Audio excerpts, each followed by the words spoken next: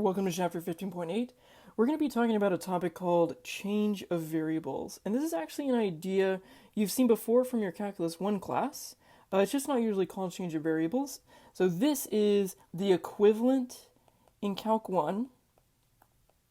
So the equivalent in Calc 1 of U substitution. Because if you think about it, U sub is a change of variables. You're going from X variables to U variables. And you'll usually have some translation equation, like U is equal to 2X plus 1. Or something like that lets you convert between X and U variables. And so you're going to see that this idea is the exact same in multivariable calculus. The only difference is that instead of doing a U substitution, we'll be doing a UV substitution.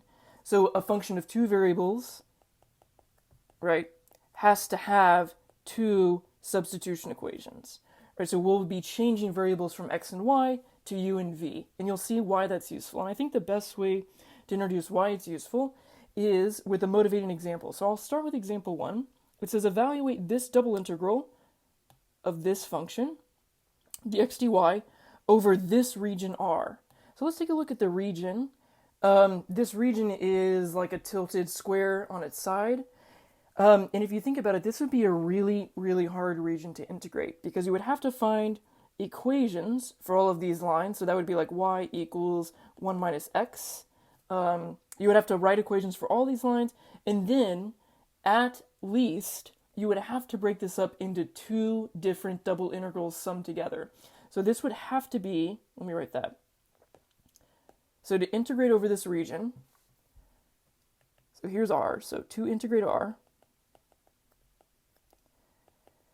to integrate over R, you would need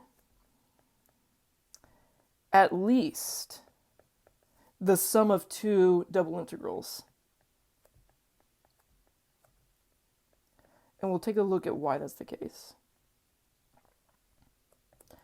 Because when you're writing the boundary conditions for this, it's nowhere across the region is it uniformly bound by two different equations, right? If you do dx first and go in the x direction, right, here you're between these two curves, but as soon as you hit the x-axis, you're now between two different boundary lines, right? So there's no uniform way to bound in the x direction between two curves across the entire region. Similarly, in the y direction, this one would also have to be written in as the sum of two integrals because right here on the y-axis, now you switch to two different curves, right? So at minimum, this region would need the sum of two integrals to integrate across, right? Either divided down the y-axis or on the x-axis. So this is a very ugly, let me write that out, a very ugly region to integrate. So R is an ugly region to integrate. And the only reason why I say that is because it would require the sum of multiple double integrals. Right. And so it has nothing to do with the function we're integrating. The only reason why I'm calling this a tough function to integrate is because of the specific region R that we're asked to integrate over. So here's R. So here's the real motivation behind the idea of change of variables in multivariable calculus, is that if we have an integral that is evaluated over one of these ugly regions, right? So ones that are not between two curves in the x direction or the y direction, or maybe they're tilted on their sides, or they're just amorphous and really blobby in nature, right? If it's like that in rectangular coordinates, right? So when I say rectangular coordinates, I mean on the xy axis, it is helpful to choose a clever change of variables such that the region mapped onto the new plane is easier to evaluate. So I know that's a pretty wordy sentence, but all that's saying is we're going to pick some clever substitution, u and v, that turns our region from something ugly into something nice on the uv axis. So let's take a look at what that might look like in an example. So for example, if you have right, I'm going to do a very general example. Maybe this is our region, here's R. That would be a really tough region to integrate over. That actually might require infinite different integrals in order to evaluate over that region. But if we were to find some clever transformation, here's our xy axis, that related the x and y variables with a u and v variable, right, so we would change the axes, we would stretch and compress them. Now we would be on the u, v axis.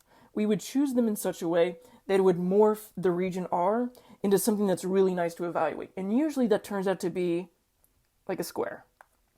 Right? And so these are one of the easiest regions of all to integrate over. And so we would have some transformation equation. So this is where our transformation gets us from the xy plane to the uv plane, and then we're integrating with respect to u and v over that new region. That's easier. So let's take a look at what this could actually look like. So this is saying tackle example 1 using this transformation. So here's our u, right, u and v substitution. So our u, v substitution. So what we're going to do is we'll rewrite our integral in terms of u and v. So we'll rewrite in terms of u and v. So it was double integral. And so it was x minus y, which in uv becomes just v, because v is x minus y. So v in the top over x plus y plus 2. So that's x plus y is u, that's u plus 2. And now all that's squared still. So squared. And then dx dy becomes du dv. Okay, cool. And now we just need to find our new bounds in terms of u and v. So our bounds here, right, all the vertices of our region, here we have -1, 0, -1, 1, 0, 0, 1, and -1, 0. So we just need to convert all of those vertices into uv points and then plot what that region looks like. So let's do that real quick. So we'll find our new bounds.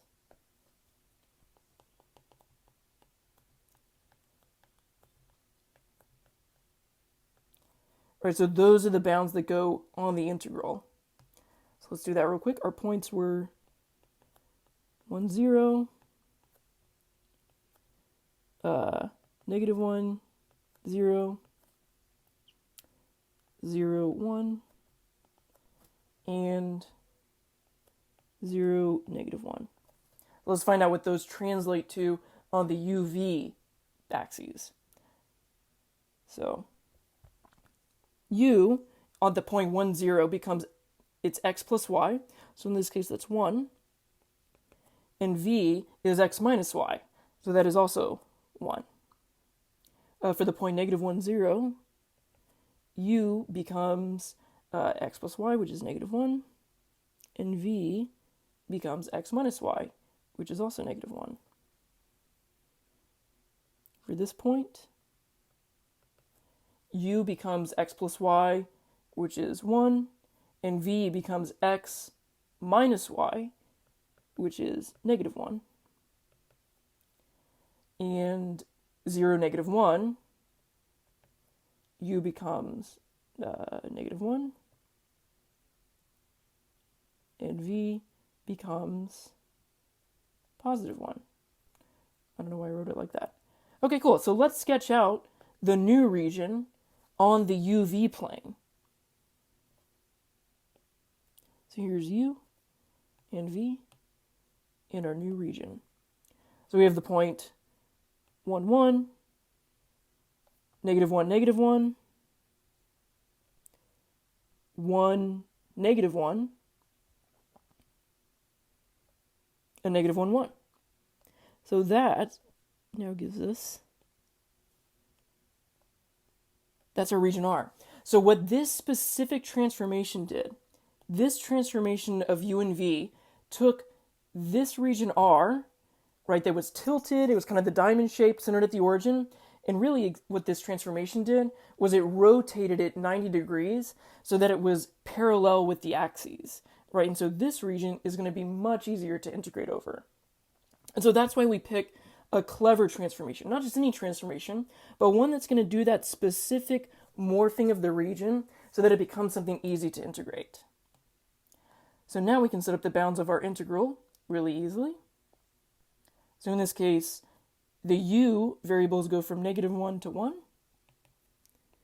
and the v variables go from -1 to 1 as well. Okay, let's move this, let's move this right over here.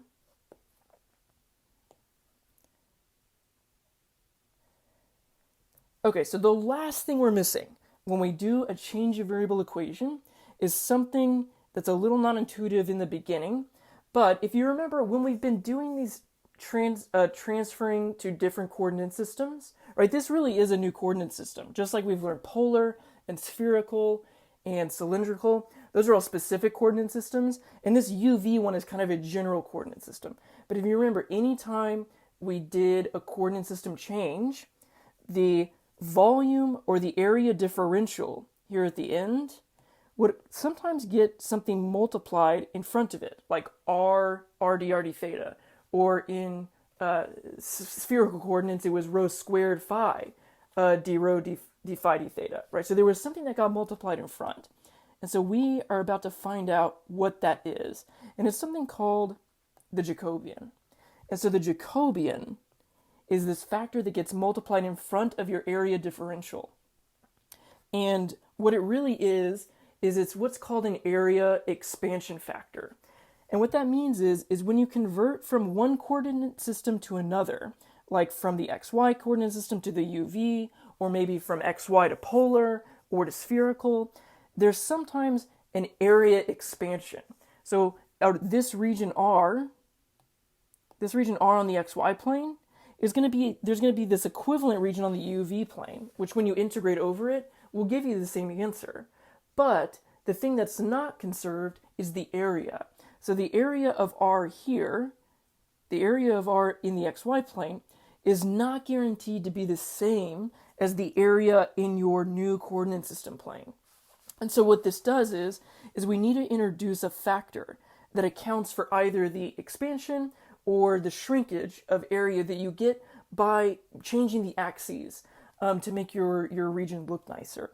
And so we need to find out what we need to multiply on the inside of the integral to conserve the area of the region we're integrating over. And that thing is called the Jacobian. And the Jacobian is defined as, let me get it. So the Jacobian is the determinant of a 2x2 matrix that is made up of all the partial derivatives of your x and y translation equations. So what we have here is the translation equations we use to get the bounds. Those were written in terms of u equals something and v equals something. And then you can rearrange them using substitution and elimination to write them in terms of x and y. So these are the exact same equivalent bounds. These are just written in terms of x and y. So this is same equations, written in x and y.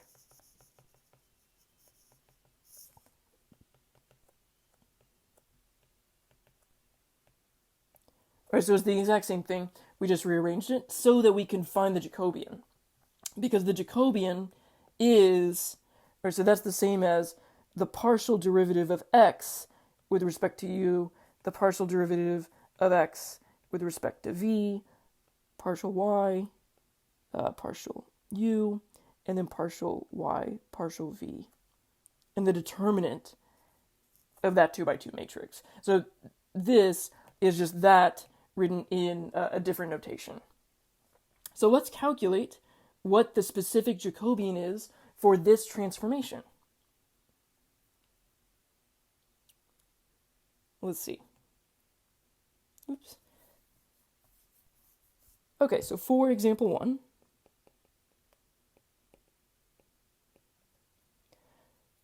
1, here's our x, x equals, I'm going to take the u and the v partial derivatives of this. So dx du in this case will be, let's see, 1/2. And then dx dv will also be 1/2. dy du will be 1/2. And dy dv is negative 1/2. Right, so to calculate the determinant of this matrix, we'll do multiply minus multiply. So that'll be negative 1/4 minus 1/4. So negative 1/4 minus 1/4 is negative 1/2. And I believe the Jacobian needs to be positive, so I believe it's the absolute value of that. All right, so it's 1/2. Yeah, so I believe the Jacobian needs to be a positive value, so the Jacobian in this case will be 1/2, which means that the area of this rectangle here is twice the size of this rectangle here. Excuse me. Well, yeah, let's think about it. This is side length 2, so its area is 4. And this one has side length square root 2, so its area is 2. Okay, so yeah. So you can see that this region here is half the size of our new translated region. So our region in the UV plane is double the size, so we need to account for that by a 1/2 correction factor. Right? So we multiply by 1/2 to correct for the fact that the area is double. Let's take a look at a specific case that we've already looked at before. So here is going to be calculate the Jacobian for this transformation.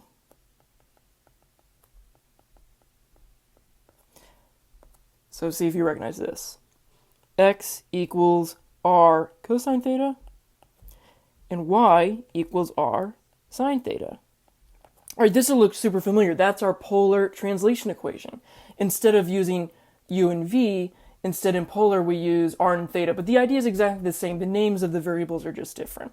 So the Jacobian in this case is going to be the determinant of, and in the upper left-hand corner we have dx dr, right, instead of dx du, which in this case is cosine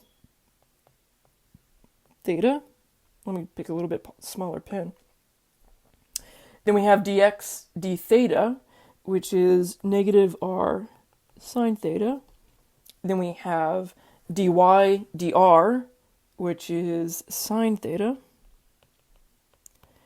And then dy d theta, which is r cosine theta. The determinant of that. And so the determinant, if we do our multiplication, we get r cosine squared theta plus r sine squared theta. And you should recognize your Pythagorean identity kind of hidden in there. If we factor out an r, so that's the same as r times cosine squared plus sine squared, which equals r. Right, so the Jacobian for the polar transformation is r, and that's why we've always said that when you convert to polar, you have to multiply by an extra r dr d theta, because those are the two variables. So cool, so we validated it with an example that we know. So we'll keep that over here. So this is for polar. Okay, very nice. So in general, we just have to switch our bounds, change the function, and add in a Jacobian multiplier. So let's look at a couple specific examples.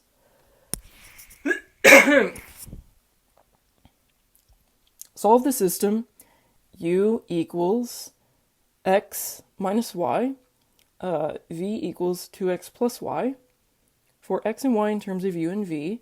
So we just need to solve them in the form x equals and y equals, and then find the Jacobian for this specific transformation. So all we're doing is finding the Jacobian. So for letter A,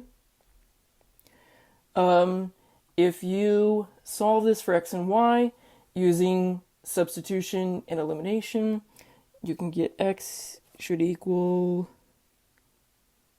let's see, that's going to be u plus v divided by 3, and y is negative 2u plus v over 3.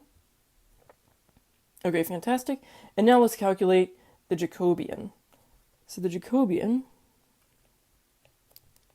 in this case, is going to be dx du, which is 1/3, and then dx dv, which is also 1/3, dy du, which is negative 2/3, and dy dv, which is 1/3.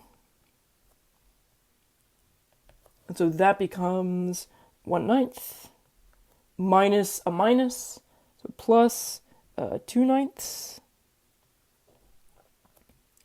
which is 1/3.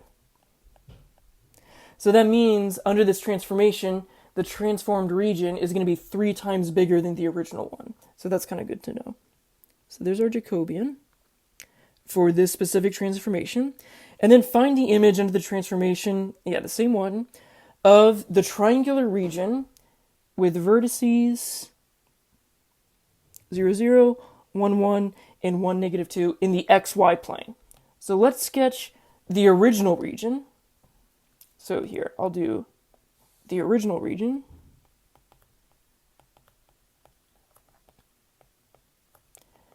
All right, so that's the one in the xy plane. So let's do that one here.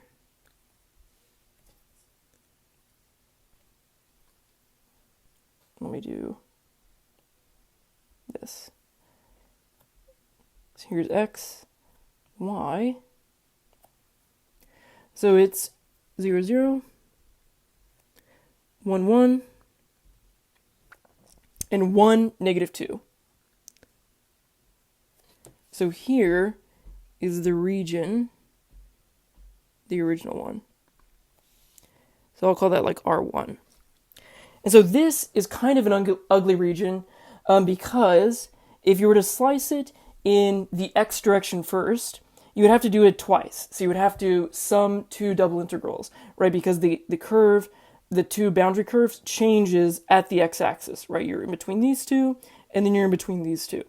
Now you could do it as one double integral in the y direction, right? Because you're always in between these two in the y direction, but both of these are functions, right? So you'd have to have an equation for the top and an equation for the top and an equation for the bottom, which means that when you're evaluating the integrals, you're going to be plugging in a lot of variables as your boundary conditions. And so it's doable as one, but it's not super clean.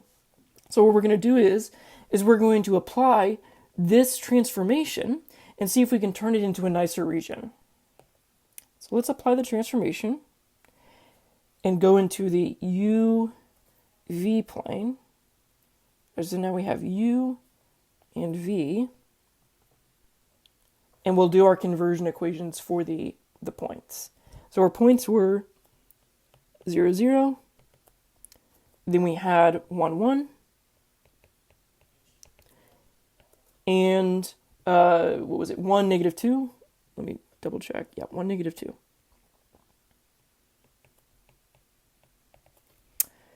So under this transformation, 0, 0 should become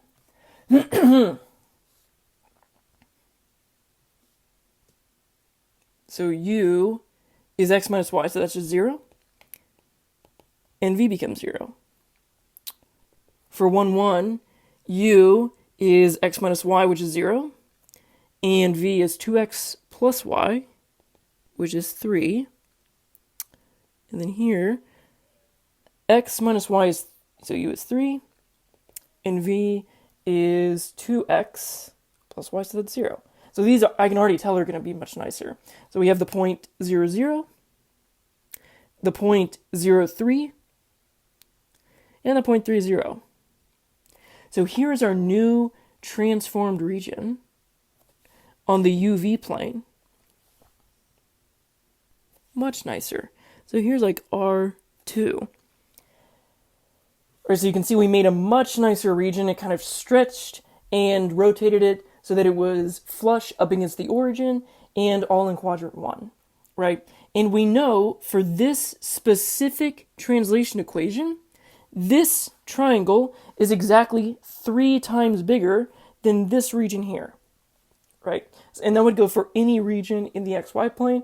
When you transform it into u and v, it'll be exactly 3 times bigger, right? Because that's the Jacobian for this transformation.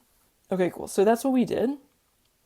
And now we're going to use that specific transformation that we just found on this problem.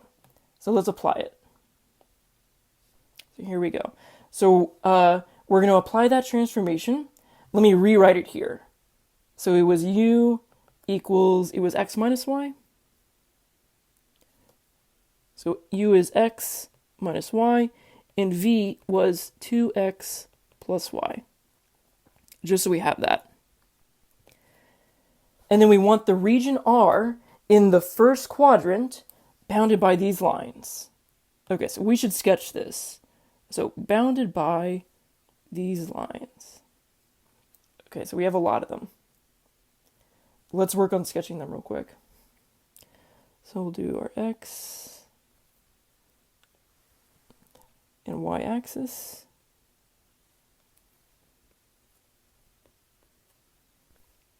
Okay, I'll do these one at a time. So we'll start with y equals negative 2x plus 4, which should give us something that looks like, let's see, negative 2x plus 4. So it should be kind of like that. I'll do this one in red. Negative 2x plus 7. So that's going to be something that intersects a little bit higher up. So that's going to be, but it's parallel. So this one's parallel to that one. And I'll do one in green. So y equals x minus 2. That's pretty easy. That is just something that looks like that. And then y equals x plus 1. Which is, let's see, parallel to the last one. So it kind of looks like that. So here is our region we just cut out.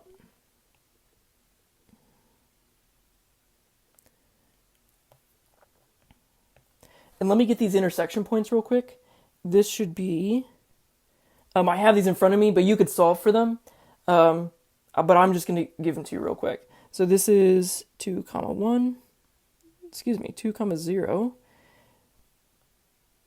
This one is 3, 1.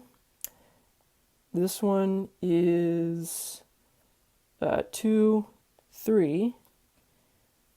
And this one is 1, 2. Okay. So here's our region on the xy plane. Now we're going to use this transformation equation to make it something nicer on the UV plane and then integrate this integral. So what we're doing right now is we're going to redraw the region so that we can get the new bounds, the new U and V bounds. So let's redraw under the transformation. So this becomes on the, let's see. Now we're on the UV plane after using this transformation. And then I'll do all of our points. So here we go. So we'll start over here. 1, 2, 2, 0, 3, 1, and 2, 3. And then just so I can reference them, I'm going to drag these right down here. Okay, so 1, 2. Well, let's go through these. U becomes 1 minus 2, so negative 1. V becomes 2 plus 2, 4. U. 2 minus 0 is 2. Wait, we're using the right one, right? Yeah. And V becomes 2 times 2 is 4. Okay. U becomes 3 minus 1 is 2. V becomes 2, 6, 7. And U is 2 minus 3, so that's negative 1. And then 2, 4 plus 3 is 7. Okay, let's plot these points now. So we have the point negative 1, 4. So negative 1 up 4. Then we have 2, 4. So here's 2, 4. Then it looks like we have 2, 7. So here's 2, 7. And then negative 1, 7. So you can see the new region transformed onto the UV plane is just a box. So here's our new R2. So you can see that region is much nicer than our original region that was slanted and skewed and was kind of a parallelogram. Now it was transformed into a nice rectangular region thanks to this very clever transformation that was given to us. Okay, so now let's set up our new integral. So in UV coordinates, so we'll do, here's our UV, we'll use our UV sub. So now we have a double integral. Now let's translate our function, right? The function that we're integrating has to be converted into U and V equations as well. And what's going to help is if you recognize this function can be factored.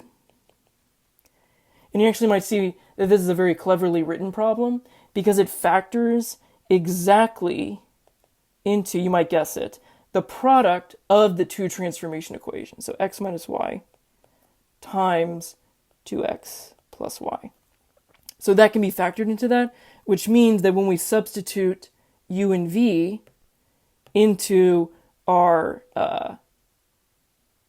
function that we're integrating, it just becomes u times v. All right, so there's our function we're integrating, du dv. Right? Don't forget the new bounds. So the new bounds go from in the u direction, right? So in the u, they go from negative 1 to 2. So that's negative 1 to 2. And in the v direction, they go from 4 to 7. It's from 4 to 7. And then the thing that students will always forget, and I forgot it too when I took this class, is to plop in the Jacobian you found. Right? So anytime you execute a change of variables, you always need to remember to multiply by that Jacobian. Right? And so we know that the area of this region here, R2, is exactly 3 times as big as this region here. Right? And we can verify that with the Jacobian. So we need to account for that with a 1/3 correction. Right? So we multiply by the Jacobian inside the integral. And then you can evaluate this on your own using just integration techniques, including the Jacobian in it. But the answer you're looking for to validate that you're right is 33/4. Or so if you recognize the whole reason that we do a change of variable operation is because the region we're integrating over is an ugly region. Like it requires us to break it up into multiple integrals, or the bounds are really difficult. And so when that's the case, you'll typically be given a transformation equation that takes something that we don't like and transforms it into something nice. See, that happened here into a nice region, and it happens up here as well. Right? So in general, it's taking an ugly region and going into a nicer region. And that's what we were talking about with this initial motivation, was that when we want to integrate over an ugly region in rectangular coordinates, we choose a clever change of variable transformation that maps it onto a new plane where it's really easy to integrate. But the big thing you got to remember is to calculate that Jacobian, right, that area expansion factor, and just add that into your integral.